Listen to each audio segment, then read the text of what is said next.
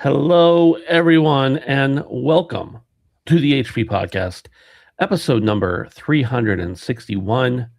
I'm Ben, and with me here today is just one of the beautiful boys, Brandon. Hello, Ben. You're only one of the beautiful boys, but you're still enough for me. Thank you. Thank you. Like, when I have both of the beautiful boys here, I feel overjoyed, overwhelmed with love and beauty.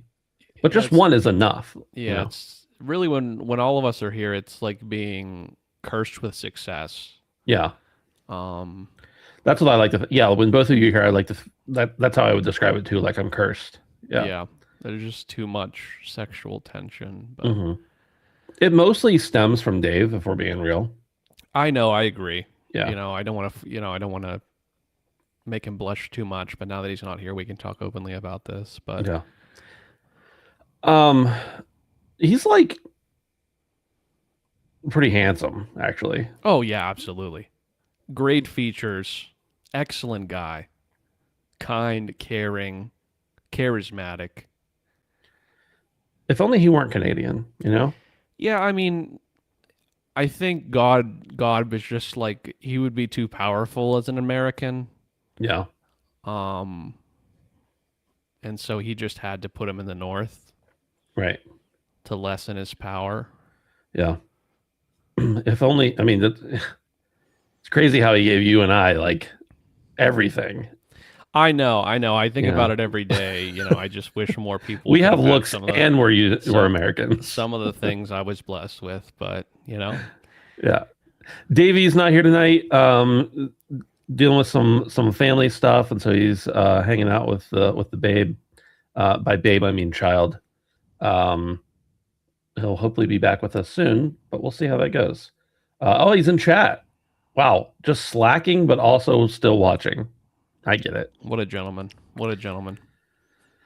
I hope your daughter's screaming in your face for missing the show right now. This is the HP Podcast. We talk about video games and pretty much whatever else we feel like. Brandon, I've been doing some light gambling lately. Wow, you and most of the country. That's true. And when I say light gambling, I mean very light gambling. Every 3 or 4 years, I go big spender and I pull out $10 and I go and make 10-cent bets on craps, or like on online craps and blackjack. So it is irresponsible, but it's also only $10 every few years. Yeah. So I feel like that's okay. I kind of look at that sort of thing as like entertainment. Yeah, it totally is. Like that meme of the guy mining diamonds. Yeah. It's gambling's like a huge problem, bro. It's like verifiably bad for the human psyche. Yeah. And causes rampant addiction. Yep. And it's never been more popular than it is in America right now. Yeah. You cannot go anywhere or watch anything without seeing an ad for gambling now. Yeah, the sports betting stuff, I feel like, crept in a little bit because it wasn't a casino necessarily. Like once the apps started hitting, It wasn't in a casino. It didn't feel like you had to go to a bookie. You didn't have to go anywhere. It's approachable. There's ads for it on TV. Right, exactly. But it's still dangerous. I know there are some things that I know I either am or would be terribly addicted to, and I just stay away from them. And for me, gambling has never been one of them, probably mostly because I don't have any money. And if I did, I'm too cheap to lose it. Right. And that's kind of where I'm at. Like it never questions my mind to put more in than I need to. And I feel like that's a great place to be in. Yeah. I kind of look at it like going to the arcade. Like I'm getting enjoyment out of playing this game. And honestly, when I go to the arcade, I usually spend more money than that. And I still come away with nothing. Yeah, but the arcade games are more fair. That's the difference. No, you're thinking Carnival. Carnival is more fair. The Carnival is more fair than gambling? Oh, yeah, definitely. Yeah, definitely. It's the same thing, by the way. Right. I think I may have shared this with you before, even on the show. I can't remember. This summer, we were at the Butler Farm Show, and they have a bunch of like carny games and stuff. And of course, the kids want to play them. And they, I've explained to them, like, this is not a game you're going to win most of the time. So if you want to play it because you want to play, not because you want that giant stuffed animal you'll forget about as soon as we get home. So we got to this one game that was there at the carnival, or at the farm show, and it was one of those, like, it was just a straight up casino. It was like one of those ones where you put the coin in and it's like a push, like a push coin thing. Yeah. And the guy was just handing out quarters to get everybody started, so you'd get super addicted. And then my son was like, "Can I put in some of my own money?" I'm like, "I don't think it's a good idea, but you can spend a little bit." So it was like $2, whatever. He's playing a game. It's fine. And then a couple minutes later, I came back and I was like, "Did you just put more money in?" He's like, "Yeah, I spent like $8 or something like that." I'm like, "What? Why?" He's like, "I'm having a blast." And I'm like, "You're gambling. That's why you're having a blast. Yeah. You're not having fun because this is the most boring game in America." Waiting for that dopamine hit. Yeah. But I don't even think that connected with him, that it was putting money in hopes of winning money. Right. It was, "Oh, cool, when I put coins in, sometimes it pushes other coins away." Right. Like, I don't even know if he realized there was a monetary. Because if it had been whack-a-mole, he would have done the same thing. Right. Exactly. I don't know. But either way, yeah, for me, $10. If I lose that $10, it hurts, and it's going to be a couple years before I go back to the tables. So, man, I have some crazy indigestion tonight. Oh, Jesus Christ, I'm going through it. Do you need to let out a belch or something? No, it's just like I feel the rumblings in my tummies right now. I made this creamy curry soup, and it was 3 servings, and naturally I ate it all. Yeah. And that wasn't even all of my dinner, but it didn't taste enough like curry, and so I just kept adding more and more and more curry. Mm-hmm. To the point where it was just powder. I think I put way too much curry in it. I think I put way, way, way, way, way too much curry in it. So, I'm feeling it. Yeah. Well, if you need to dismiss yourself at any point, we'll just assume it's a train wreck. The worst, yeah. Yeah. No, I'm not in fear that it's going to come out the other side. I just think I'm going to be suffering all night. It's just going to feel like there's a heating pad on my stomach all evening. You're kind of suffering most nights, to be fair. Maybe not from the same thing, but true. I am plagued with ailment, mental, usually. Yeah. Yeah. If you want to help Brandon's pain go away just a little bit, you can go over to patreon.com/handsomephantom and help support the show for as little as $1 a month. If you're an audio listener, you can get ad-free audio access a day early. And if you are checking us out here on YouTube, we appreciate that. We record live every Tuesday night. No, it's Wednesday night at 7 p.m. Eastern. You can also hang out with us on Discord for totally free. You don't have to be a member or anything. You just have to be cool. Come on over to handsomephantom.com/Discord. We'll see you there. Brandon, you want to talk about some video games? Sure. Yeah, let's fucking do it, man. The last time we had some news about this particular game, we regretted, or about this particular franchise, really, we regretted not making it the lead news story. And you could argue that some of the other news stories we have here tonight are, more important for the industry or whatever, but none of them were more near and dear to our hearts than this. According to a post on Steam, Deep Rock Galactic Season 6 Relics of Hoxes is coming to Steam on January 29th. They said, "Hello, miners. We hope everyone's having a mineral-rich start to 2026. What a number. And you know what else ends in 6? Season 6. Speaking of which, we've got news. We're here to share the official Season 6 key art and reveal the release date. Though some of you keen-eyed miners already figured it out from the clues we teased earlier this week. Relics of Hoxes is coming to Steam in just a few weeks on January 29th. It'll hit consoles about 2 weeks after that. So this season, they've got some new DLC. They're going to be having some new events as well. They've got a heavy excavation mission, et cetera, et cetera. Brandon, it's just a season update. But sure, I think it's pretty cool that this game continues to chug on. They continue to support it. It continues to have a great community. It's really special, in my opinion. Yeah, and I think that the continued success of this game is a testament to how dedicated the community is. I feel like a lot of the times these social games and these companies want to chase something that's social and as big as it can possibly be, and gravitate towards every demographic they possibly can. But I think they're doing it right here, where they have a core audience, they have a core fan base, and they're tailoring to them, and they're not worried about making it the most accessible, widely available thing. These are the people that put money on the table, put food in your mouths, and they're just keeping it what it is. And I love that. I love that they're not trying to make it something it's not, and they just keep giving back to this game because it is a special game. It truly is.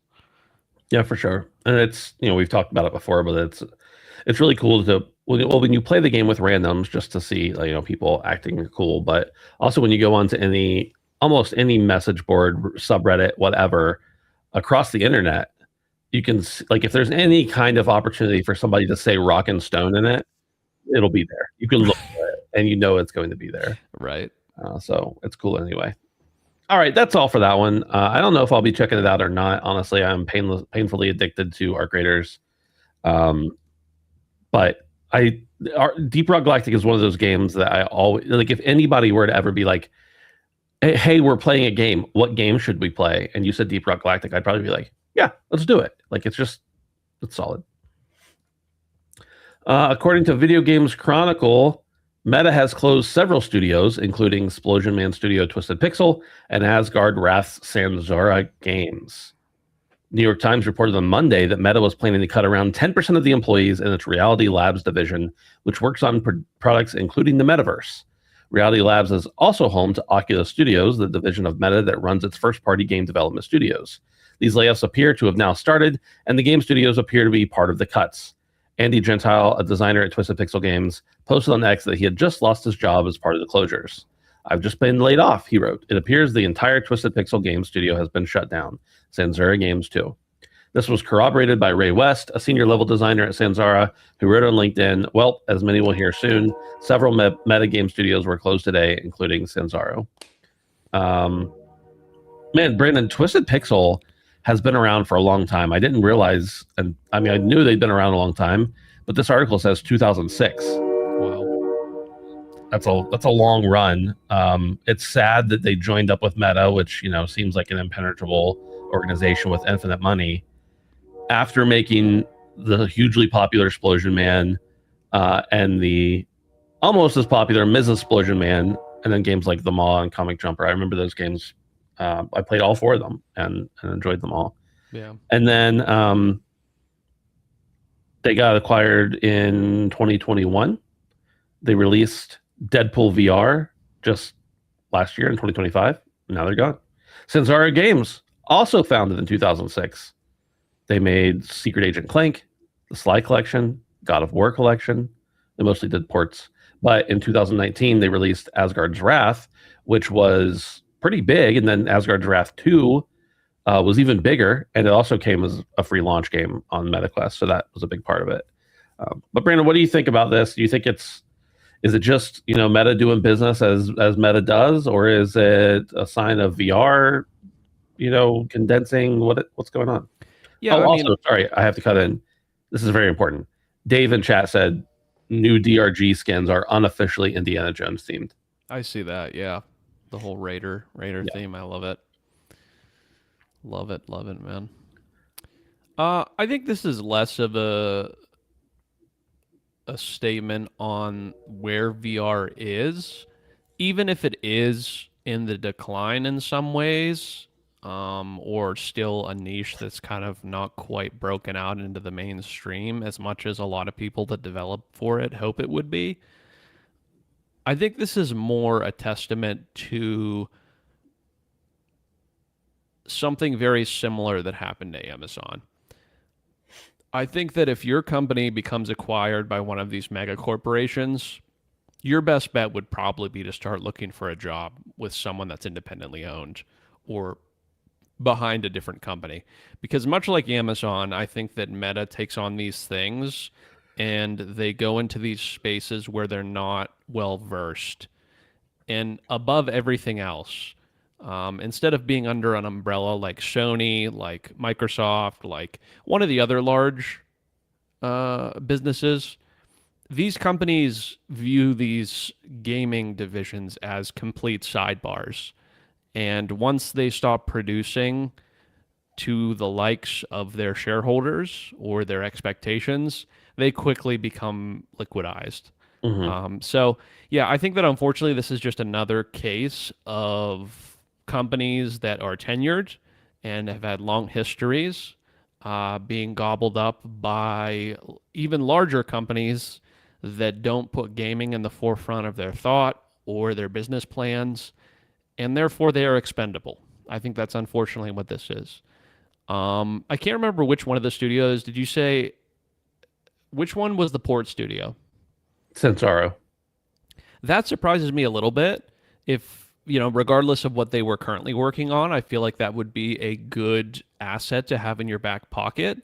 Not that remakes or remasters are always the cheapest thing, but they can be cheaper. And to have a studio that has done a bunch of that in the past, I feel like that probably would have been good for Meta to kind of keep on them in case they acquired some IP they want to kind of shit out some ports for, because we all know that people will buy that no matter how shitty it is most of the time. So, yeah, I mean, I really do think this is just a product of what happens when big companies buy these studios and gaming isn't their priority.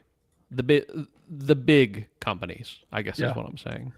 I think it's also a matter of, even if it is a priority, if, you know, product A is making $1 million in product of profit, and product B is making $500,000 of profit, but they could take the people or the resources or whatever from product B and make $2 million with product one, they're going to do that. As you said, not a priority. They're going to min max, even if they're profitable and worthwhile. I'm not saying that these companies were profitable for Meta.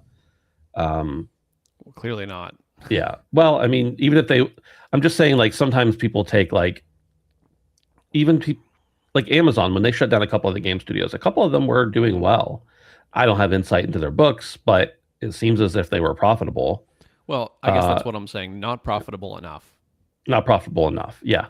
Yeah. So it comes down to, like, if they were focused on that vertical of gaming, it wouldn't matter how much profit they were making, but it's more about, we want to divert resources into this other thing that we could maximize profits on, and it Right. stinks. Right. Sayonara. I really do feel, I mean, I feel like I have a really personal connection to Twisted Pixel. I mean, I literally I've met some of the people who worked there before, but not like friends or anything. But Explosion Man was huge for me. Like, I played a ton of Explosion Man, and really, really enjoyed that game. So kind of stings a little bit, but Yeah. 20-year legacy gone. So yeah, yeah. Hopefully they'll all find places quickly. I did think it was interesting especially when they shifted from, like, these Xbox arcade style side scroller games and went to VR. Like, that's a big pivot, but it was a cool one. I'm glad they were able to do it. I just wish they were still around. According to GameSpot, Rockstar's battle with the Independent Workers Union of Great Britain went to court last week in an effort to determine whether more than 30 employees accused of gross misconduct were in fact unfairly dismissed. While Rockstar accused the fired developers of sharing important confidential information, it seems that at least some of the information has now been made public via the court case, including some very early details on what may be, GTA 6 Online. People Make Games has been reporting on the face-off between Rockstar Games and the IWGB since the start, and recently released a video covering the court proceedings so far. As part of the preliminary hearing, Rockstar's legal representative mentioned a top-secret element of GTA 6, which he said was so confidential he didn't feel confident speaking about it out loud, instead asking the judge to read it in private. Despite the supposedly top-secret nature of the evidence, People Make Games was able to make an appointment to view the documents, as Rockstar had not applied for reporting restrictions to be placed on the evidence. He has now reproduced those messages in full, showing an apparent conversation by a fired employee who was frustrated at not being able to book time off after Rockstar started cracking down on the number of employees being granted leave at one time. They mentioned the large they mentioned the large session we did today being difficult to do, but that was 32 players. Not sure how that was difficult, the former employee wrote in the Discord after mentioning they worked in a team of 56 people. Sounds like you having multiple studios of QA testers. Surely someone can manage to organize a 32 player session and let people have their time off, added another employee. Presuming the 32 player cap is a planned cap for GTA 6's online play, the revelation isn't exactly a bombshell, as the current iteration of GTA Online already allows 32 players to a server. Some of the other messages for Rockstar submitted by Rockstar for grounds for the firing are also interesting, not because they contain important information on GTA 6, but for what the studio is classifying as gross misconduct. In some cases, it's employees discussing crunch, concerns about generative AI, or changes to certain perks provided by Rockstar. In one case, in a 15-word message, people make games highlighted nothing that I've heard in North QA. We'll keep you updated if that changes, of course. Rockstar's grounds for dismissing this employee was that he included information about working patterns in the team. So this is pretty obviously to me a union like busting effort here. Of course, maybe there is some documentation here, and we know, like, historically, Rockstar is very tight-lipped about their projects and things that are going on.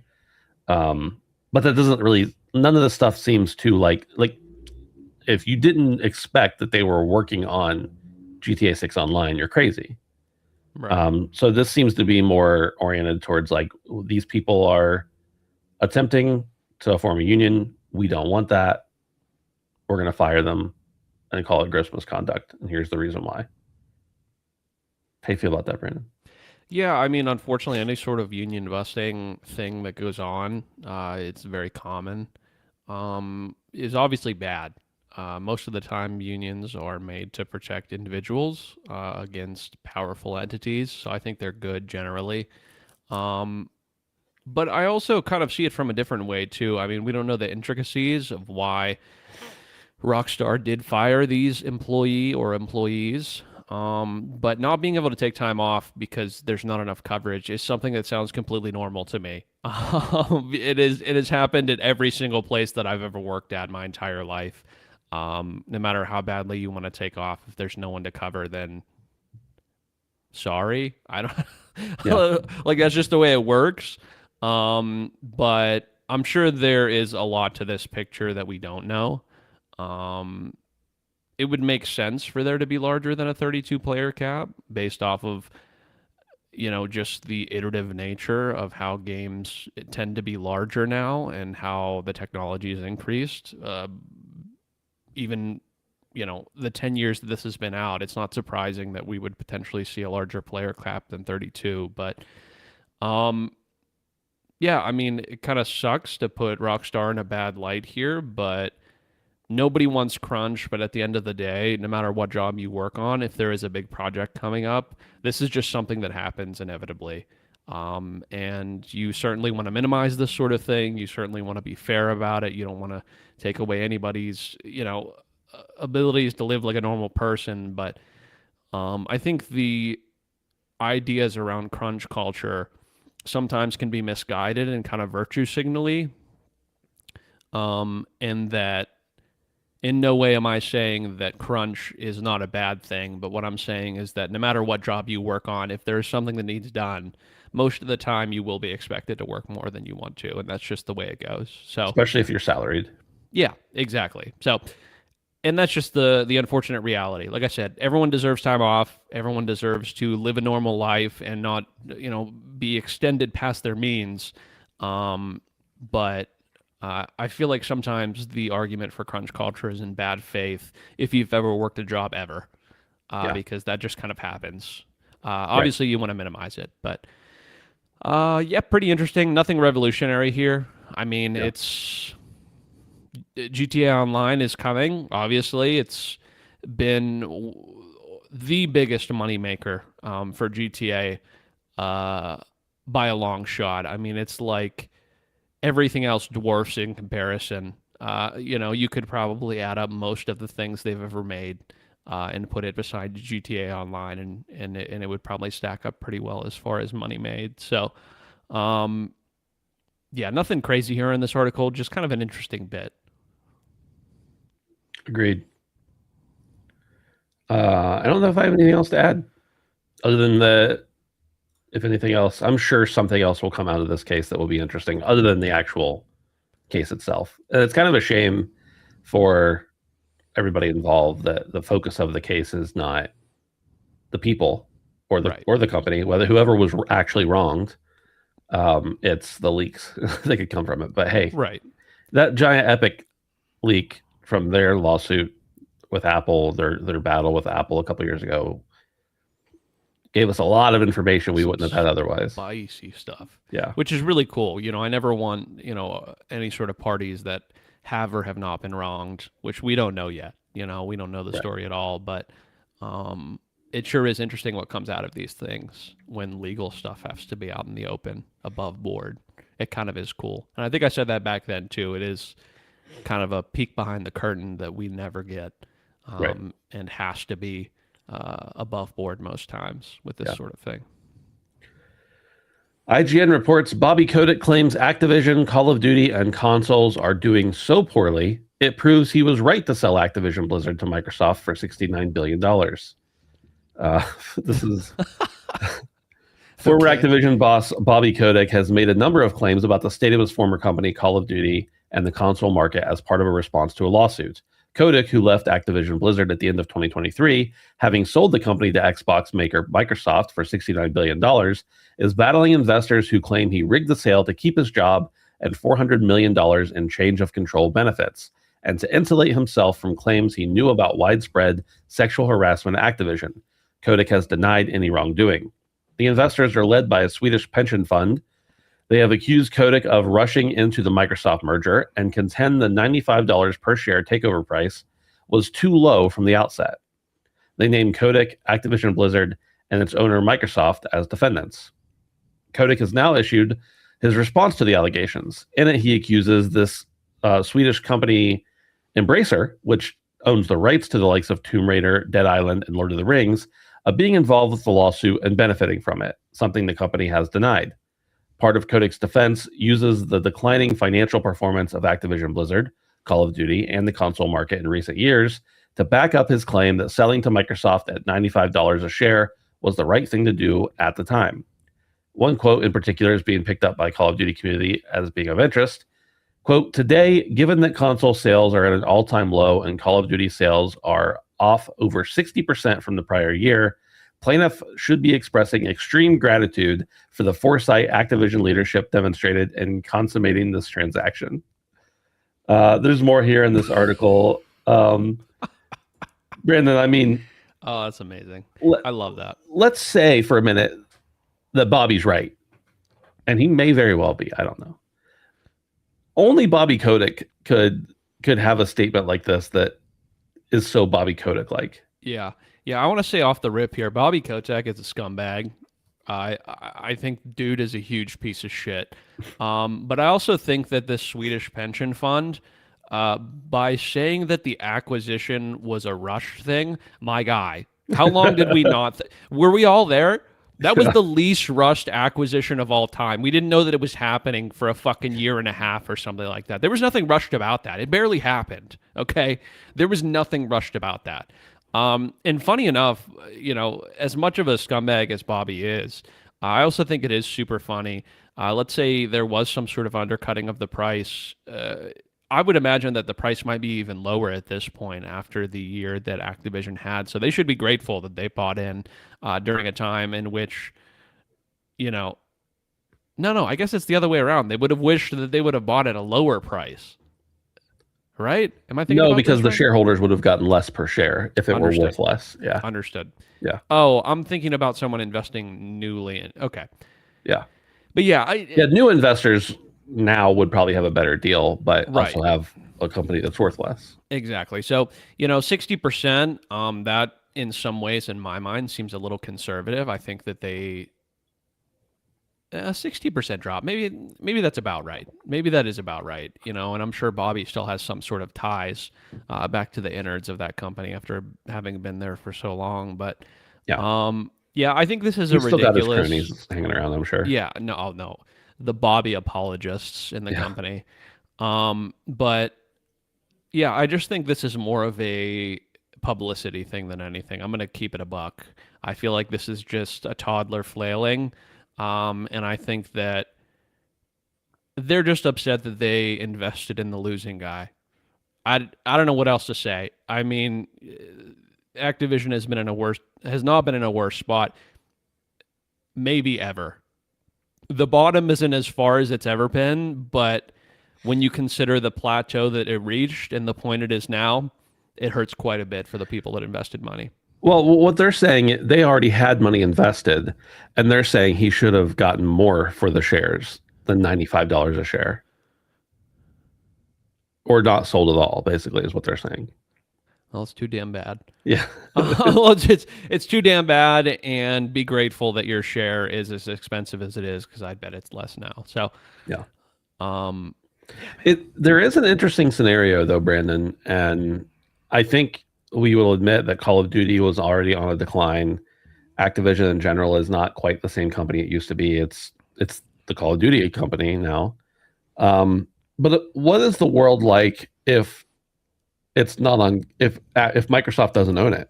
Obviously, we can't know that, but are these games the same quality? Are they better? Are they worse? Are there more sales because they're not on Game Pass? Is it actually generating more revenue if Microsoft doesn't own it?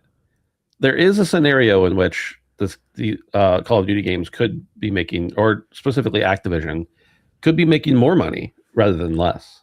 yeah, I mean, the reality of the situation is, I think that Activision should be very grateful that they are a part of Microsoft at this point, because I don't think the end product has changed whatsoever. I'm going to be completely honest with you. Even prior to the Microsoft acquisition, a lot of these things were already being in place. It's not been that long that we're going to see meaningful change to something because of that acquisition. And I think that people at Activision not only should be thankful, but should be on their knees, you know, cheering that they are a Mhm. part of Game Pass, because I think that this Call of Duty would have done even worse if it was not a part of Game Pass. And I think it would have been the exact same thing. I think that they should be grateful that they are a part of Xbox, because I think they have made money from this. Yeah. I think that whenever you have Game Pass, you are more willing to pump money into microtransactions. A lot of people have Game Pass and don't even think about it, or it's a part of their Xbox Live subscription, and so it just is something they have no matter what. And so I think in a lot of ways, even if we do have a 60% decline in Call of Duty sales, I think that that number would be significantly larger, even if we're not seeing the microtransactions in that 60%. I think that in a lot of ways they have a lot to thank Xbox for here, because I think it would be in a way worse spot, way worse, if they weren't a part of that. Agreed. Brandon, that's all the news stories we have That's for it. today. We're moving fast. When there's only two out of the three of you, the show moves faster. That's all right. Of course. The fabled short show. I mean, it might actually be. We'll see. Brandon, we've got some games to talk about that we've been playing. We've been playing Arc Raiders, and Yes. really, not a lot other than Arc Raiders. Yeah. Talk to me. Let's talk about something different, or a new approach, or a new something interesting other than just we've been playing Arc Raiders. Sure. Yeah, I mean, I finished my expedition, and I Mhm. have like 50 some days left. I've finished that for about a week now. So now I'm just doing the money grind, which has been fun, to kind of just have a very poignant thing that I want to accomplish, and just doing that over and over and over again. It's more of a slow burn, because it does take a long time to build up wealth in that game. Um, but it's been good. And there's been a lot of shakeups as far as the quote unquote meta. I Mhm. feel like there is a meta in this game, but it's so much less aggressive than something like a Call of Duty. Um, there was some stuff that was nerfed that's really good. There was something called the trigger grenade, which is kind of like a C4, but instead of being heavy, it's something that you throw that's very light. It's not called the trigger grenade. In the game, it's called the trigger nade. The trigger grenade, No, the trigger nade. trigger nade. That was nerfed, which is very good. It desperately needed nerfed. It was absolutely broken for weeks and weeks and weeks once everyone discovered how amazing it was. So that's been nerfed, which allows you more time. I think when after you let go of it, there was a point 0.5, half of a second that you had before you can make it explode. And that was causing a lot of people to be able to do it in midair, and it had a huge blast radius. So it would melt your entire shield and half or more of your health with one single grenade, like every time. So they've changed that from 0.5 seconds to 1.5. It also makes what I believe to be a much more audible sound, which is really nice. Either that or it was making it before the before the nerf. Nobody ever did it quick enough to actually be able to hear the sound. It's very possible that sound was there before, but that little extra time is all that it took to kind of be able to actually dodge that sort of thing and kind of pull people out of their holes if that's what you were trying to do. So I think it's in a really good spot. They also made some changes to one of the weapons. A lot of people were using a macro, which is against TOS, but they lowered the fire rate of the weapon called the kettle to a reasonable rate that people will be able to naturally achieve with the fire rate. It's semi-automatic, and kind of tone that down a little bit because the only people that were reaching the other threshold prior to the nerf were people that were macroing. So yeah, some really awesome changes. One of the events just wrapped up. There's a lot of rumblings right now about the next event. There's some things that have been teased in game about a volcano event. Mm-hmm. So it seems like we might be getting a fire or some sort of volcano ash something event. Actual in-game stuff being teased about this. So seems pretty likely. I also saw a little bit of a tease about a swamp event, which may have been from data miners. I don't know. I would love that as well. It's scaring me a little bit, being a From Software fan, thinking about swamps because they're always poison.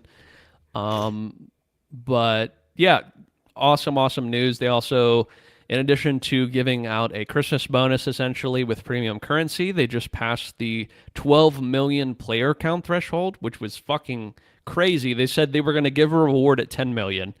And then in the time that they were about to release 10 million, they had already reached 12 million players. So think about that. Yeah. It happened so quickly that they were going to release it at 10. And before they got it put out, 12 million players had been achieved. So just insane success. We talked last week about the 91% of players being retained. Unfathomable wealth to Embark, and big congratulations to them because it's well deserved. So yeah. And this is one of those games, like we know how much money a lot of games make, like Fortnite and Call of Duty and what. Like we know these bigger live service games, and make no doubt about it. Like this is a live service game. It is a game that you pay for. It's also a game you can spend microtransactions in. But I don't feel like there's anything scummy about it at all. no. So I'm very happy to see their success.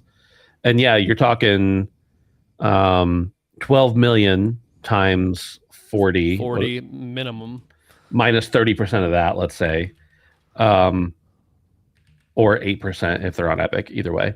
But then you also have people like me who spent the extra, what was it, $15 or $20 for the extra stuff. You have people who are spending coins in the store to buy like very non-flashy cosmetics, right? That I don't feel like are predatory. Yeah, like there's a lot of good stuff about the way this game is working. It's not in your face about it. It's not constantly reminding you that there's a store. There is a tab that if you'd like to, you can tab over to. That's it. That's literally it. There's not pop-ups. So let's say that there is a 30%. Let's just calculate that 30% as being what they're going to make on the extra cosmetics. Sure. Which I would bet that they made even more than that. Yeah. But let's just calculate the 12 million times 40, and that's 480 million. Yeah. Now there's some wiggle room there, right? Because sure. you're going to be paying Microsoft 30%, you're going to be paying Sony 30%. But I would imagine that any amount that they've paid to these two storefronts, they've made up. I would almost guarantee you, with 12 million players, they've made it up. I see half the lobby filled with premium skins every single time I'm in. Right. No less than half the lobby. So, and it's interesting too because the only thing, so like the biggest thing that most games make their money off like this are the battle pass, or in this game it'd be the raider deck. So far, both raider decks they've given away for free and included premium currency in that. So when they finally drop that first paid raider deck, I can't even imagine how much money they're going to rake in from that. Stupid. Because everybody who doesn't have it already feels like, sure, I'll just give you $10, whatever. Yeah, they've already been so I shouldn't say generous. everybody. There's certainly going to be people who don't, but you know what I mean. Like it's going to be a much easier decision than if they had come out with it at launch, in my opinion. Exactly.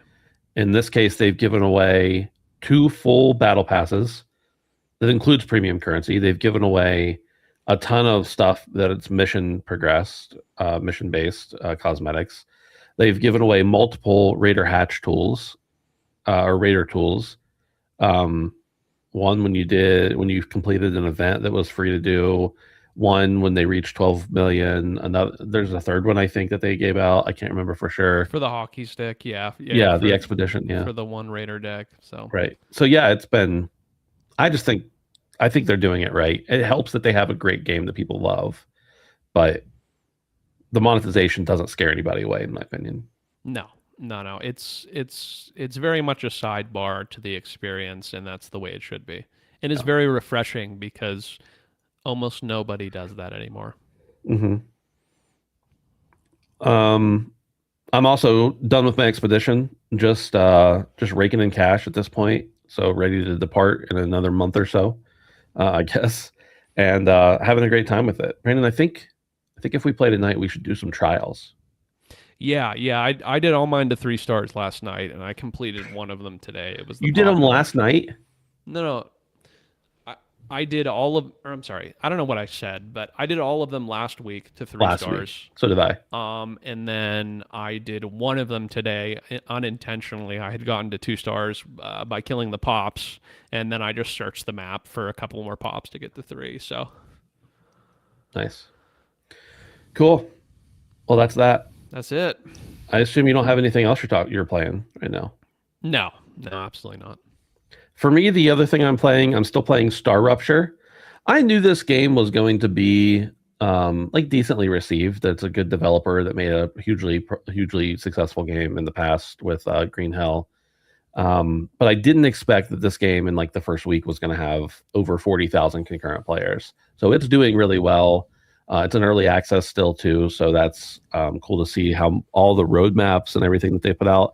There aren't a lot of games, as I mentioned last week, that I'm super interested in early access for. Usually survival crafting games are the exceptions for me because I just want to see, I actually like being a part of that development. I usually hop in Discords and give feedback and everything. This game is it's survival crafting, but it's also automation. And so just being able to help, to see how that game progresses is really cool to me.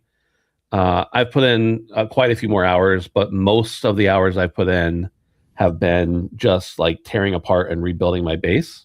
I also came to the realization that your automation in a lot of games like Satisfactory and Factorio and stuff, you can make your base or your factory be everything feeds into it and everything comes out, and you got to work on the bottlenecks and everything like that. This game, I think, doesn't want you to do that. So what I've started doing is building other smaller factories elsewhere that will then feed into a larger factory to manufacture parts. So that's been cool. It's also been a little frustrating, just oh, well, this isn't working quite the way I wanted it to. It's a little bottlenecked here or there, and just refining that and changing it. So that's been cool. I did go ahead and just go to continue exploring some, and ended up in an area where you complete a mission, which is a really cool mission. And there aren't a lot of missions and story missions in the game. It's just kind of a collectathon and build thing. But this one had a cool actual story to it, and at the end of it you get a really important part, and it says you've reached the end of the early access story. This is, this part is the furthest you can progress, but you can still do lots more. And so that's kind of where I'm at now. Just continuing to refine things. Refine things, minerals and stuff, but also make things better. So I'm going to continue to work on my factories and try to get them as efficient as possible. Finish out. You send parts to different trading companies, and they reward you with blueprints and stuff. So I'll probably finish out what's there now, and hopefully by the time I do that, there'll be an update with some different feature that I can check out. But I don't know. I want to say I've got between 50 and 60 hours in this. Now I had it in advance. It's only been out like a little over a week, but I had this a couple weeks ahead of that. So it hasn't all been in the last week, I promise. But a lot of it has, in fairness. And that's Star Rupture. That's about everything. That's everything I've been playing. I'm really in love with that game. I think it's awesome. And if you at all like factory games, it's like $15 or $16 for the next 5 or so days. So it's well worth that much money, in my opinion, even in early access. Brandon, that's all. That's all we have for the show. That's it. It is. It actually is the Fabled Short Show. A little bit. We've been going like an hour 20 the last couple of years. So we're 1/3 though. So I feel like for 1/3 down, we cheated. We did. Yeah. All right. Well, if you don't have anything else to say, that's it. Don't forget, you can check us out on Patreon over at patreon.com/handsomephantom for as little as $1 a month. We appreciate all of you who already support us there and those who might in the future. And then Discord. We really do want to hang out with you guys who are checking out the show. New people have popped in the last like month, and I've never even heard of you, and you listen to the show. So we appreciate that. We know there's lots of you out there who are silent and just for some reason still listen to us, and we appreciate that. But that's at handsomephantom.com/Discord. All right, Brandon. I think that's everything I got. That's it. Although, I do want to flex this real quick. Oh, what is that? This goes hard as fuck, doesn't it? Yeah. Is that a skeleton with a cigarette? You have a very small screen on my... That's a skeleton with a cigarette. That goes hard as fuck. That's one of my favorite paintings. I got this at a... So those those blankets that everyone's mom or grandma had that are like woven photos, and in the end they're very frilly? Yeah. Well, my girlfriend and I went to this traveling vintage show that goes across the country that was in Pittsburgh at the Monroeville Convention Center. Yeah. And one of the vendors makes these from these blankets. And this is a very famous painting. It's actually one of my favorite paintings. I actually want to get a tattoo that's based off of this painting. And I saw this and I had to have it. I absolutely Who did that painting? I don't know. Oh, okay. That's fair enough. That I don't know, but it is a very famous painting. I know that factually because I've seen it many, many, many times, and every time I've seen it, I feel like I've seen it too, but I didn't really connect the shirt to it. I also have a skeleton on my sweatshirt. This is a hoodie from a company called Jinx that existed many years ago. I think they closed a while back. I had from an old website I had some like credit left from the time they sponsored us or something. And as they were going out of business, I was like, do I have any of that left? And I went and found it and spent it on some old merchandise. Oh my God, it's a Van Gogh. Is it a Van Gogh? I'm a fake fan. He's like one of my favorite artists. I actually had no idea this was his because it doesn't look like a lot of his other paintings. No, it doesn't. I had no idea this was a Van Gogh painting. That's crazy. Okay. All right. Fake Thanks fan. everybody for hanging out. Appreciate it. Go buy yourself a cool sweatshirt. We'll catch you later.